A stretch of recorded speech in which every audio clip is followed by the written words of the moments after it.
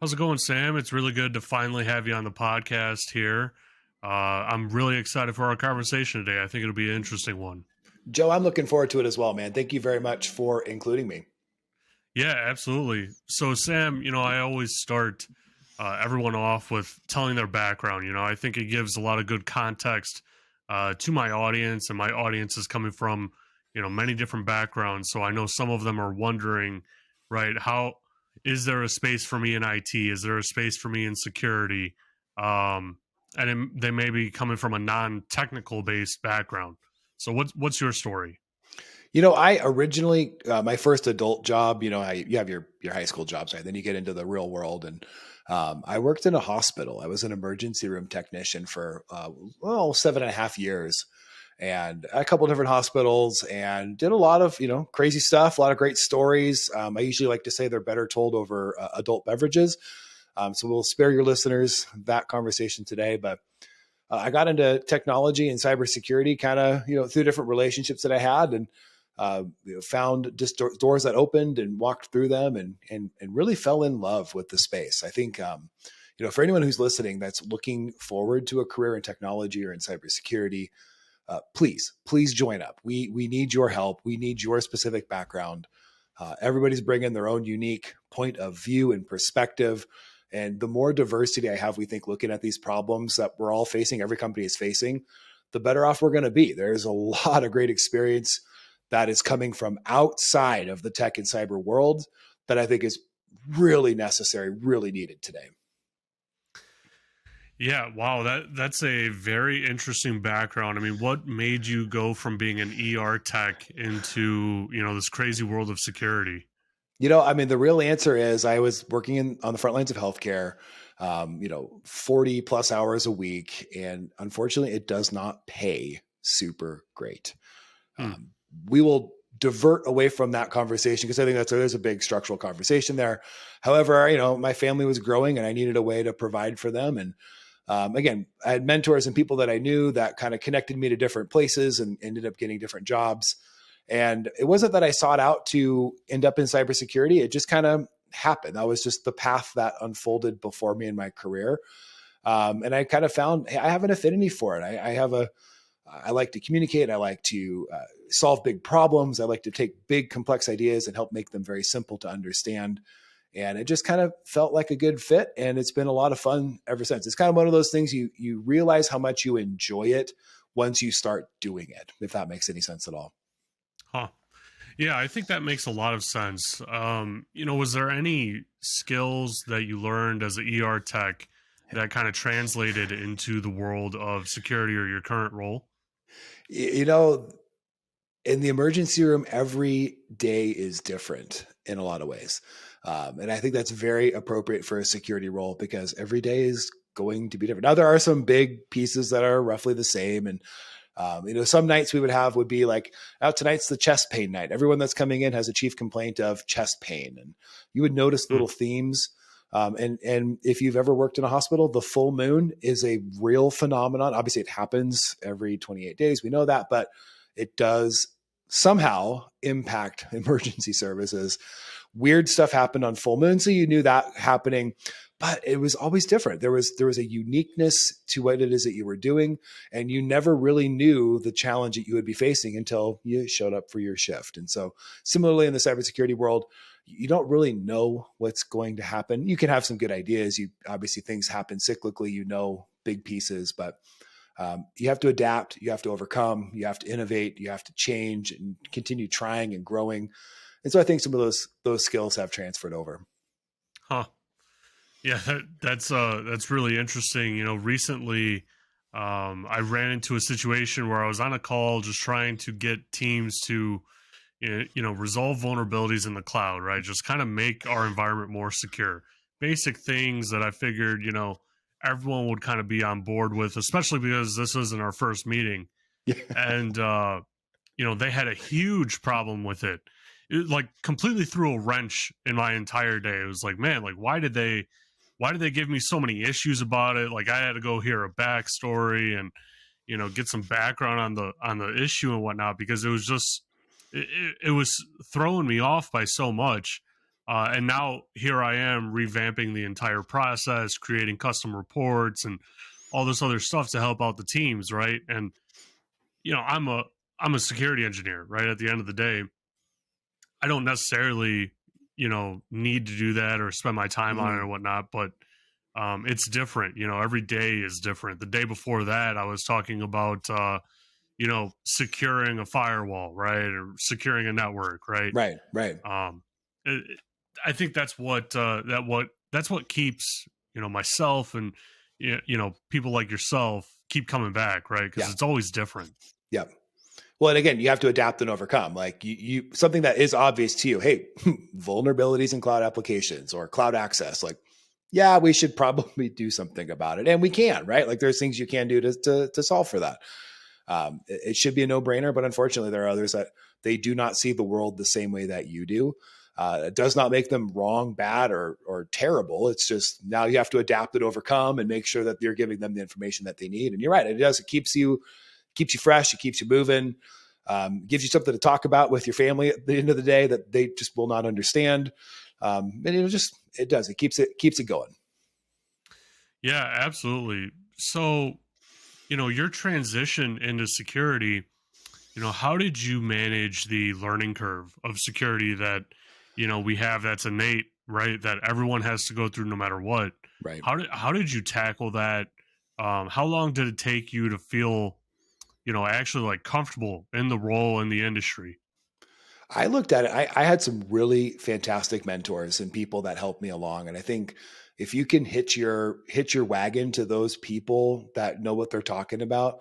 One of my first jobs when I got into technology was as a salesperson. I was a sales manager for a technology company, and I had a just world class engineer that I worked with. I mean, this man was incredibly smart, and every opportunity I got, I would pick his brain and ask him questions, or we'd walk out of a meeting and hey, help me understand why that's a big deal to this client. That why is their system like this, or kind of getting into the weeds of it.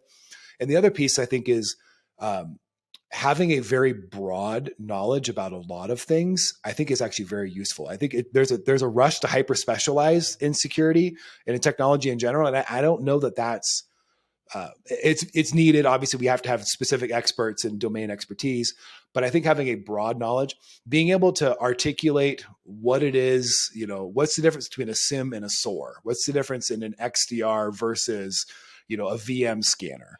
Being able to understand kind of the building blocks of the functional pieces that go into kind of a defense in depth posture, I think then you can ask great questions and better questions that continue to expand your learning and knowledge. And so I just went as wide as I possibly could quickly and then just continued to ask questions from there. Yeah, you bring up a really good point. I talk to a lot of people that are trying to get their start, right? Mm-hmm. And the biggest question that I get is, what do I specialize in? What should I learn? The best and all this sort of stuff. And this has come from people that have little to no experience. Sure. And I started my career in a very dynamic role. I Mm-hmm. learned across probably 6 or 7 different domains of security. I managed those technologies all at the same time while I was learning them. Mm-hmm. Um, and that's really, where I cut my teeth, so to speak. And that's where I like made the most progress. Because when you pigeonhole yourself, Right. it's kind of assuming that you have those building blocks. Like now I'm in cloud security, right? And people would think that, oh yeah, you're specialized in the cloud and whatnot, and you know everything in the cloud, right? Which is true, but a part of that is also knowing data security and endpoint Right. security. And where I learned endpoint security is in that role where I did 8 different things Right. because I specialized in it, learning how to get logs out of the cloud or maybe keeping them in the cloud and doing a sim around it and Right. doing some threat analyst stuff around it. Like I learned all of that because I was doing a bunch of different things, and all of that is a part of cloud security. Right, like Yeah. I would not be in cloud security if I did not have that experience. No, it's 100%. And I think I think there's a lot that happens in the job market, especially for cybersecurity professionals, where we expect a lot out of people that are getting started. And I think we have to change that mentality very quickly. On the job training is really some of the best that you can, I mean, you've probably worked in roles where you've hired a new person and they may have, they have all the intangibles that you're looking for, good work ethic, they get along with the team well, they have an ability to learn, but they don't necessarily, even if they come in with good certifications, you're still going to have to teach them your processes, your tools. Maybe they specialized when learned on one tool, but you're actually using a competitor. There's still a lot of on-the-job training that's already happening that needs to happen. So why not accept people that have maybe a little less certification, little different background? You're going to teach them anyways. We might as well bring folks in and get them started. Last I checked, we have a severe shortage of cybersecurity professionals. And so if we can just maybe widen our reach just a little bit and bring folks in, let them get started, let them learn, pair them with competent mentors who have been around the block a little bit, and then let's see what happens. Yeah, I feel like that security shortage is almost self-imposed, because it one, it doesn't make sense because there's so many applicants for, every job. I mean, even Right. if you just go on LinkedIn, you can see how many people have applied. The biggest issue that I ran into, even personally, when I was getting into security was, I had my Security Plus. I was getting my master's in Yep. cybersecurity, but people would get hung up on the fact that, oh, I didn't have experience with Splunk, right? Well, Splunk is like $10,000 a minute. How am I going to pay for that? Like, do you want to tell me how I can pay for that? Yeah. And then even when they had a free version of it and I deployed it in my home lab and did everything with it, right? Um, People still didn't accept that. They're like, oh, well, it's different from enterprise. Okay, like, Oh my what do you want goodness. me to do? Like, I can't go buy Carbon Black, right? I can't Right. go buy Bit9. I can't Right. go buy any of these solutions. I'm a poor college graduate trying to get into this Yeah. industry. Because so you hire somebody and they came from a Q radar background. Like they're not using Splunk, but they came from good grief. You're gonna have to teach them Splunk anyways. So you might as well take Right. somebody that has an aptitude, a willingness to learn, a good attitude, a work ethic, skills that are really the intangibles that go a lot further in the cybersecurity market than how to input fields and edit data tables in Splunk, or here's how you import X. I mean, good grief. Like you're right, self-inflicted wounds here. But you think about it too, like, who I think would make fantastic cybersecurity engineers or people? Folks coming out of the service industry. I mean, Hmm. you want to talk about high pressure, high volume, crazy work. Talk to a server who's got 10 tables, all of them whom are needing certain things, and they're running around trying to make sure they're all taken care of. Okay, do they have cybersecurity experience? No. But do they have a great attitude? Do they know how to do customer service? Can they learn? Do they work quickly? Are they personable? Like those skills will go a lot further in a cybersecurity team role than your CISSP. Perhaps not saying that's not important. Please don't miss here. I'm not saying that's not important. Please train, learn, get certifications, advance, do all those things. But for folks getting started off, I think it's far more important to have some of the intangibles. Oh, for sure. I mean, there's no debating that in my mind. Even like the certifications are great. But they should be used to validate the knowledge that you have, Yeah. not gain more knowledge necessarily and rely on that to get a job or anything like that. Like, Right. they're really just validating the knowledge that you have, and it's okay to build up that knowledge while you're studying for the cert. But if you're, a server trying to get your CISSP, it's like, Yeah. okay, well, you're not even in the industry. They're not going to Yeah. issue it, you know. Right. And I always recommend to people, that want to get into security, get into help desk first, Mm. because in help desk, depending on the company, you could pick up the phone and someone is just automatically yelling at you right off the bat, right? That's a high stress situation for me, Yeah.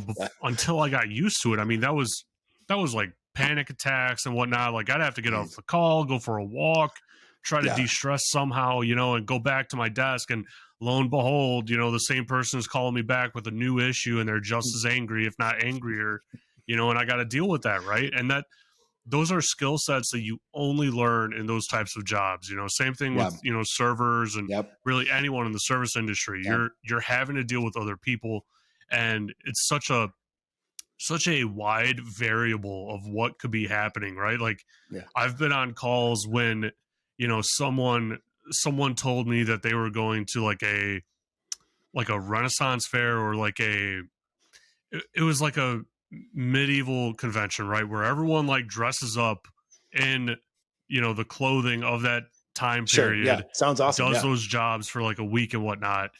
And I couldn't believe that this person was telling me this, right? And at the time, I'm very early on in my career. I mean, I couldn't believe, right, like how she was talking about how she's going to be churning butter, right, for the Yeah. next week, and how she's so excited for it. And it was so extraordinarily difficult for me to not laugh on the phone, and I couldn't mute myself because this is Yep. an active conversation. I am Yep. supposed to be actively troubleshooting her issues.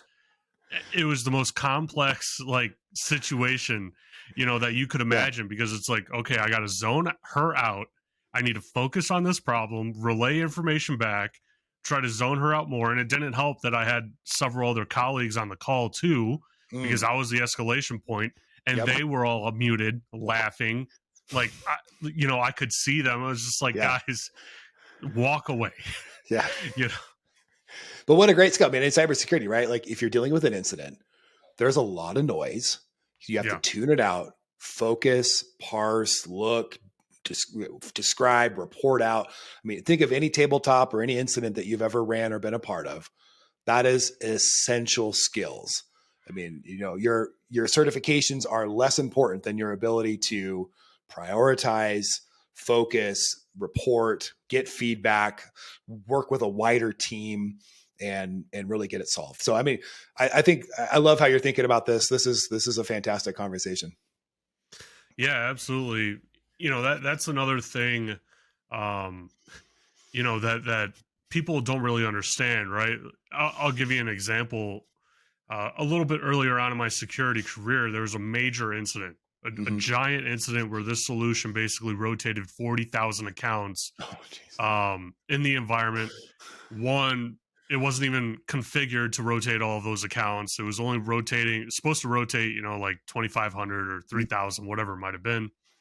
A bug occurred in the system and it rotated everything all at once. Mm. We came within maybe 6 or 12 devices or accounts of being locked out of the entire environment and having to call Wow. Microsoft. Dang. That's literally the situation. So in the midst of that, I'm not only directing traffic, I'm not only Hmm. getting, my team to get the right people in the organization, because they're all new, they're brand new in security, they have no clue what's going on. They assume everyone's getting fired at the end of the day, right? I assumed I was getting fired at the end of the day, but I knew I had to keep working. Yep. um and in that situation you have to zone in, and then I would hear my manager's voice, give me an update. It's like, give me 5 minutes, like, Yeah. that's your update, give me 5 minutes, and then I'll have an update. And 5 minutes later I would chime into him like on the call, just cut everyone Hmm. off, be like, this is the status, this is what's going on, this is what I'm doing next, and Yeah. like go right down the line. And then he's managing traffic Right. upwards and sideways, and then my team is managing traffic to all other technical people.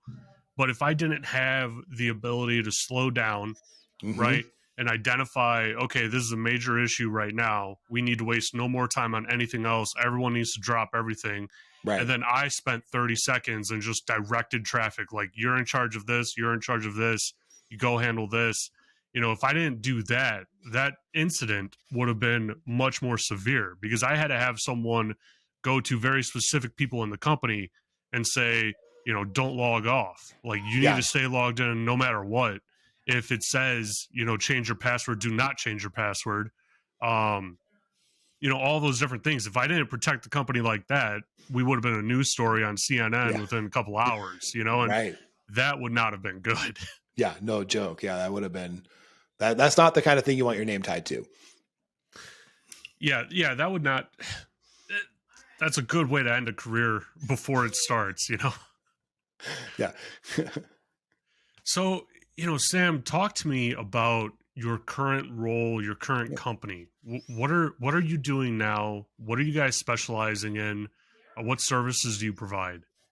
So I work as the director of product marketing for a company called Ciolo Security, and it's CYOLO. It's because you only live once.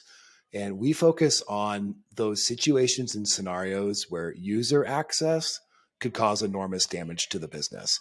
And you've been a part of incidents, right? Like you just described one so well. Like this was an enormous problem to the business. Something went wrong, and the entire team is now responding to try and get it fixed. And we find that there are usually things that could happen. Here's a good example. If you are a company that manufactures cookies, you have assembly lines and product lines and all sorts of things. They have all these machines that are mixing and making, and the complexity is enormous. If that cookie production line shuts down for 30 seconds, you're losing money. 60 seconds, a lot more money. A minute, 2, 3, 5, 10, 20 minutes. Any amount of time that production line is not working is enormous damage to the business. To make that more complex, those devices are usually maintained or have service contracts with the company that made the device. And they have remote technicians that will, use some phone line or VPN or some tunnel to get into the system to talk to that device. And now all of a sudden we're risking the shutdown of the cash production engine of the company. So user access could cause enormous damage to the business. We're specialists in that. And so we perform a high level of authorization, or basically we got to identify every user, make sure that they're authorized to only very specific, very limited things that they should be accessing and working with, and then keeping all of the logs and reporting. If that sounds familiar, it should. It's the summation of the Zero Trust framework. We want to make sure we identify every user and know exactly who they are, and they're not some generic, account. We want to make sure we have a very fine-grained limitation on what it is that they are allowed to access. We like to think of it as, instead of building out the deny lists, if you go through a firewall, right, you have all the deny lists, you have your ACLs and all that kind of stuff. Let's build out an allow list. And that's going to be a lot smaller. Let's build the allow list instead of the deny list, so that they only can access the specific tools or resources they need to do their job. And then finally, we got to make sure we monitor everything, all the reporting, all the logging, all of the data from these connections should be available and should be able to be scrutinized for all the different purposes. And so that's what Ciola does. We specialize in high risk access. Yeah, that is, that's an aspect that I feel is often overlooked a lot of the times in organizations. Can I ask you this? Yep. Was this product, this solution, was this the bread and butter of what the company was kind of founded on and created for, or was it kind of bolted on? And I ask this because as a security professional, I can tell, right, within probably 30 minutes of working with a solution, of if this is a conglomerate of 10 other solutions kind of bolted together with some really strong duct tape, right? Or if this was, solely built for this solution. Yeah, so I would like to argue that we did build it purposefully for this, because our founder is a former CISO, the Chief Information Security Officer. He was the first CISO of the Israeli Navy. We're an Israeli company. Wow. And so he had all the weapon systems and IT systems and all the things that were, in the Navy. And that was his role in the Navy. So then after that, he transitioned into private industry and worked for a global manufacturing company where he had users that were in a non-friendly country that were contracting with his current company that needed to access critical pieces of data or lines or whatever it was.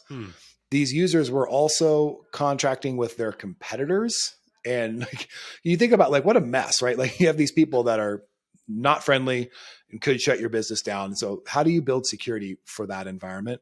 And that was the genesis of the Ciolo solution, building it for, again, these situations where we have users that need to connect to applications or resources, and then the policies that connect all of that together. So he partnered with a couple of guys he knew that were ethical hackers at large companies. And so it's really fun. We get into these company meetings, and we'll have the CISO perspective with one of our founders. Then the other two founders are arguing from the hacker perspective, I'm going to break in this way. And he's like, no, we're going to block you this way. So it's this really fun, dichotomy, which is very healthy, I think, in a security tool. And so, no, it was purpose built for solving those specific issues. That's perfect. I worked with a other solution that, to be completely honest, I wouldn't even consider them a competitor. I know you guys probably do. Unfortunately, I have that experience with them. But it was just so miserable when I got to Mm, that section of their product because, you know, there's like 10 other things that this tool does, right? This hmm is one of 10, quite hmm literally one of 10. And, you know, building that out, deploying applications into it, like deploying servers and endpoints into it, it was terrible. Yeah. It was absolutely terrible. It was the worst experience I've ever had doing security.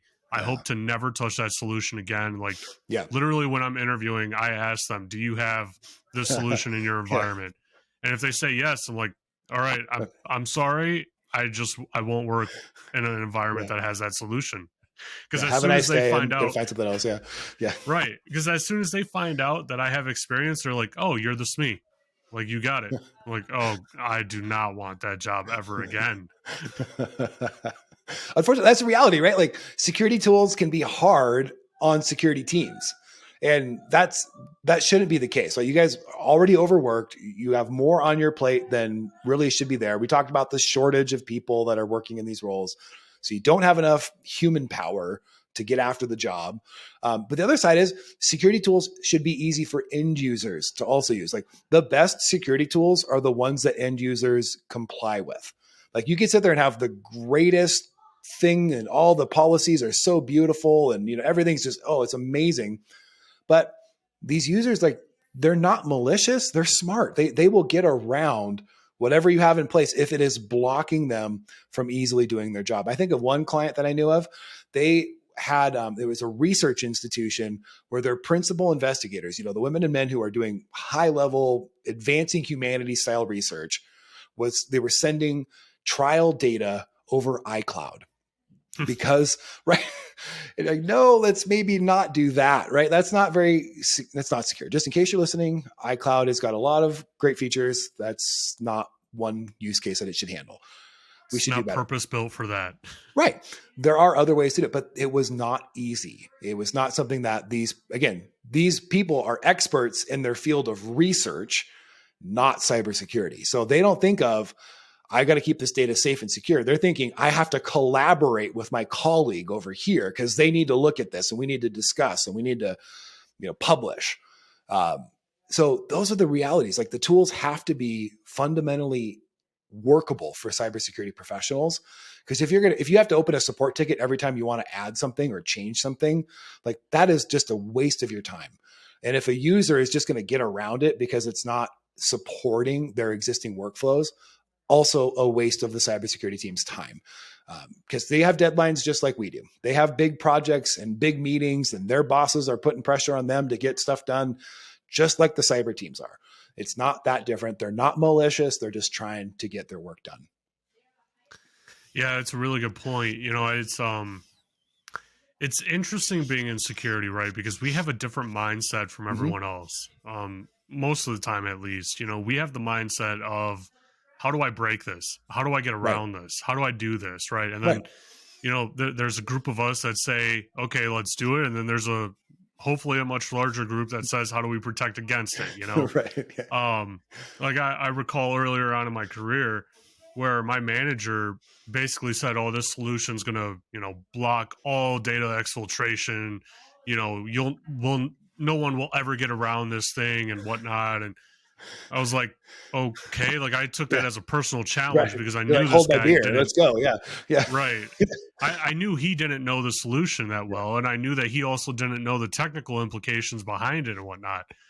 And so literally 30 minutes later, I pulled up my computer and I called him over and I said, "Hey, like, you know, that expensive solution that we just spent a couple $1 million on, yeah, I want to show you how I just got around it. And you can go check and see if there's any alerts on my device." Yeah. And like I showed him, he goes, "What?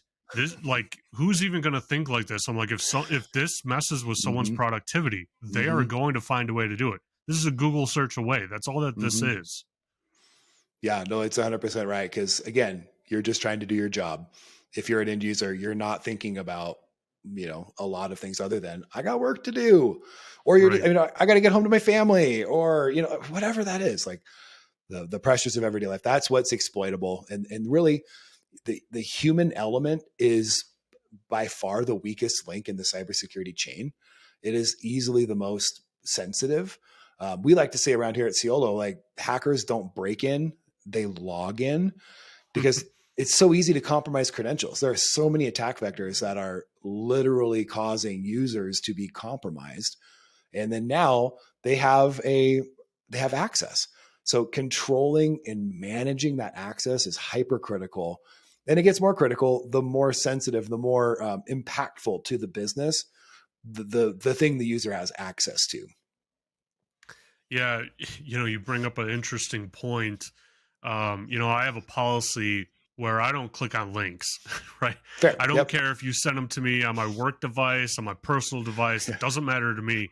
If you want me to click on it, you better message me or tell me, in another way saying Yeah. like, hey, I just sent you this. You should probably Yeah. click on it. I'm like, You're doing okay, I'll do MFA that. for links is what you're doing, really. You're multi-factor authenticating that the link is legitimate. Yeah, that's Right. fantastic. Yeah. Yeah. I did a training course this past weekend, and I expected I had to sign a liability waiver or whatever it was, which is fine, but I never got it, right? So I show up to this course and they're like, hey, you never signed your waiver. I was like, okay, well, I never got it. And they're like, oh, we texted it to you. I was like, okay, so from a number that I do not know, just texted me a link. And that's literally the only thing that they sent me. They only sent me a link. Like, dude, you know what I do for a living? Like, Yeah. I am not clicking on that thing. I literally looked at the message and I was like, not today, Satan, and I deleted the message. like, Exactly. Yeah. like, come on. Yeah. You got to be better than that. That's, yeah. Well, unfortunately, the phishing and the smishing and all that stuff is getting better. And so they're, sending a single link from a number you don't know, maybe that actually would be considered more legitimate now because they're actually getting Right. a little bit better. And, the conversational AI is getting better at writing stuff that makes sense. But yeah, I still get a lot of great text messages from my CEO because he's in a meeting and he needs me to reply right away. And Yeah. those immediately get filed in the dumpster. Yeah, it was really interesting. I went to Germany last year, Mhm. and before Germany, I was talking to someone that I'm a part of this advisory board, and I was talking to the CEO of this board about potentially coming to France to go and do a talk and whatnot, right? Yeah. But we never really nailed it down, so I never did the talk. And so it looked exactly like him. Like his number was 100% spoofed. It came up in my phone Wow. as him because I have his number saved. Yep. And he said like, hey, are you available? I have something I need you to do. Okay, whatever. You're like, I'll handle it. I was at the bar at the Yeah. time of all Yeah. places, right?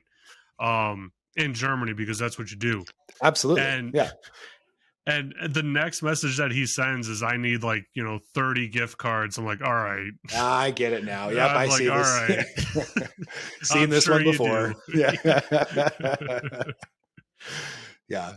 But that's true. I mean, it's so easy for the criminals to do things that users would trust. I mean, if I got a number, a text from someone that is in my contact list that I know that I've communicated with before, and they said, "Hey, can you help me out with something?" Of course, I'm going to be more responsive to that. I don't answer my phone if it's not a number that's really saved in my contacts because it's either someone trying to sell me something or worse. But it's so easy for that to be done today that really cybersecurity has to evolve away from like we got to take a little bit of the burden off of users because at the end of the day, like again, they're busy, they got projects, they got jobs, they got things they're worried about that are outside of what we're concerned with. So we have to take the control a little bit away from them or not rely on them. Because okay, great. So you did a phishing training. You got everybody enrolled in that, and that's fantastic. You should do that. Absolutely should do that. But you went from 10% compliance, or 10% click the link to 4% that click the link. Celebrate as a big win. That's amazing. You still have 4% of your company that are clicking bad links.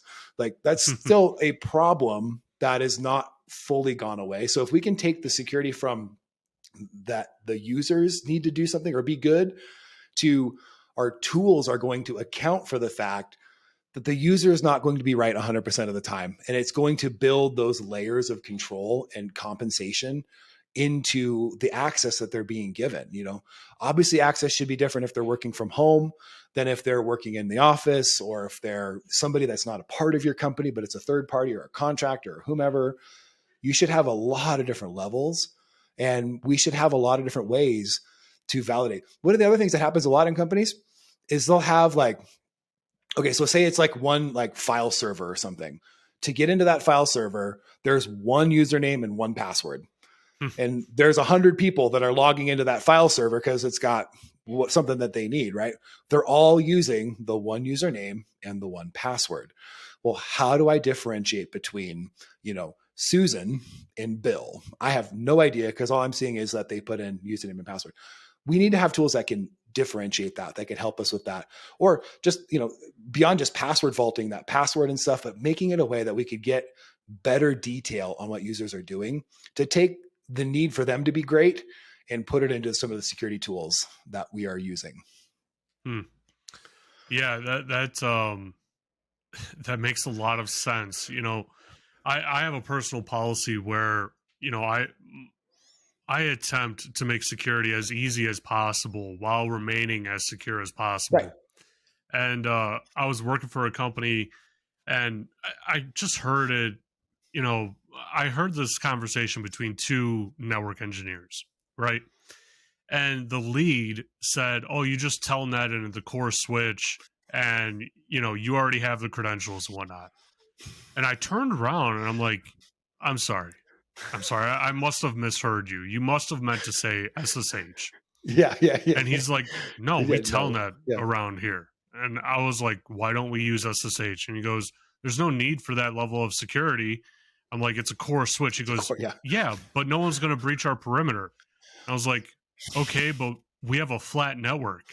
So literally, like, I could get into our core switch. Yeah. Like, just by hearing what you just said, I could get in with a legit authentication." Yeah. Like, right. And it went even farther to saying, like, "Okay, well, does everyone have their own login, that needs access?" And goes, "Oh no, we just use the same account. Why would we have different accounts?" I'm like, "So we have no auditability on our core switch. Thank you." Right. So yeah. So when somebody did change that one config, that like, whatever in the supervisor or whatever, that now the entire network is down, how will you know what they did? How will you have any idea of like, well, let's just go look through the packet capture and see if we happened to capture that one session that where things changed? Like, yeah, good luck. Yeah. It's impossible. I couldn't believe that companies still do that. I'm sure you guys see that all the time, of companies still doing that, especially in a manufacturing environment where you're manufacturing, millions of things potentially a day or a week, and you need that line up and running. It's probably easier to just set it up simply rather than, having a more complex environment than what it already is. Well, because the other thing is a lot of these devices, they're not, and so network switches, right? Those are changed out every 10 years or so. You typically go through the life cycle on a device in a manufacturing line is built to last for like 20 or 30 years. They're not changing them out. Like, it's not like, because again, you shut that down for any length of time and the company is not producing the goods and services that make them money. So you put something in. If you build a new production line, you're wanting it to last for 20, 30 years.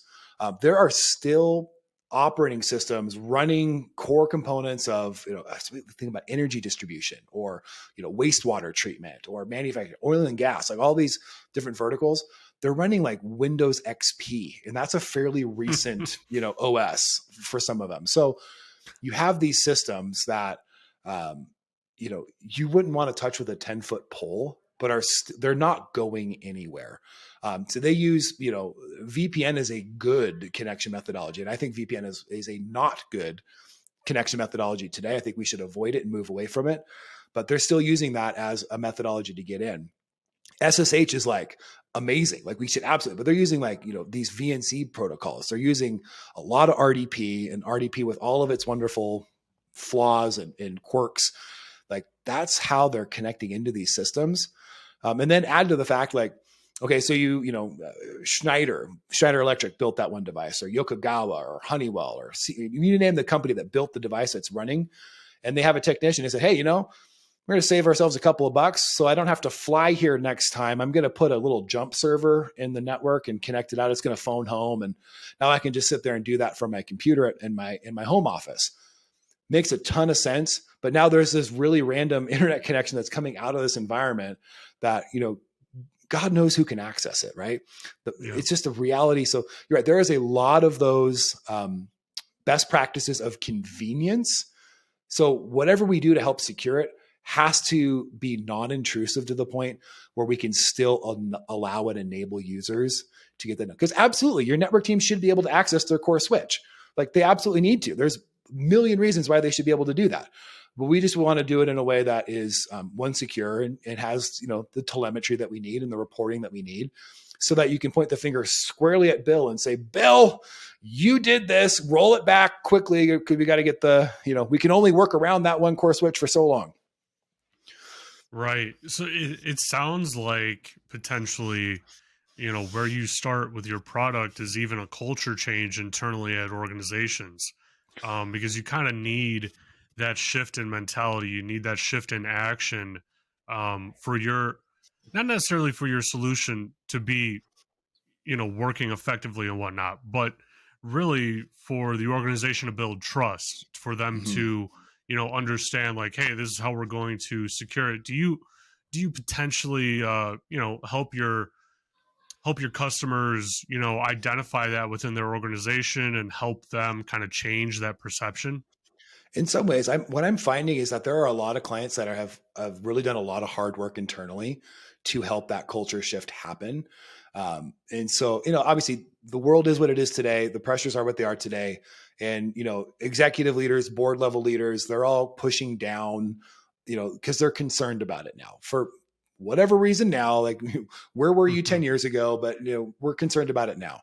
Um, that has obviously, what you measure is what people tend to do. So now they're looking at it, measuring it, and there's costs, risk costs, operational costs associated with it. So the business is taking notice.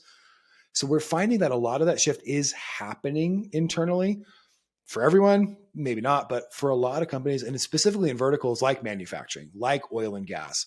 And then there's some regulatory pressure. You know, in the United States, there's some regulatory pressure, especially around like nuclear energy or other energy production. There are certain things that are happening that say we are going to start requiring some compliance with some best practices, and that can be generally helpful. And I've got a lot of thoughts on, you know, the effectiveness of kind of compliance regulations. I think it's needed in some ways, but there's got to be some things that mitigate it. So we're not finding that to be a big, like, we don't have to like push people to say, hey, we need to change your culture, and then you can start working with a company like us that can actually help secure some of that. We're finding it's already there. But what we are finding is that there are some very specific differences amongst teams. You know, like you described, like you listen to the network guys, they're looking at, oh, this is just the best way to do it. And as a security person, you're thinking, hey, we got to change some of these things. So, you know, networking, IT, they speak a different language than security does, which they speak a different language entirely than the folks who run that manufacturing line, the operational technology professionals. They're all speaking different languages. And so it comes down to this translation that can get everybody to the same table and start working collectively to solve goals. And what we found, one of our largest customers, they're a large global snack manufacturer. They make delicious snacks. I highly recommend them. I had some the other night. It was great.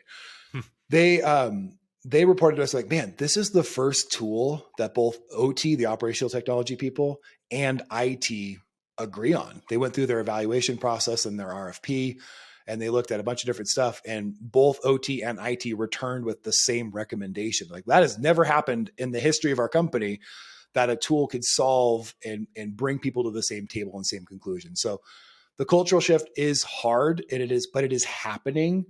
And tools that can help kind of bridge those gaps amongst, you know, different perspectives and different things that people care about, I think will go a long ways towards supporting it. Hmm.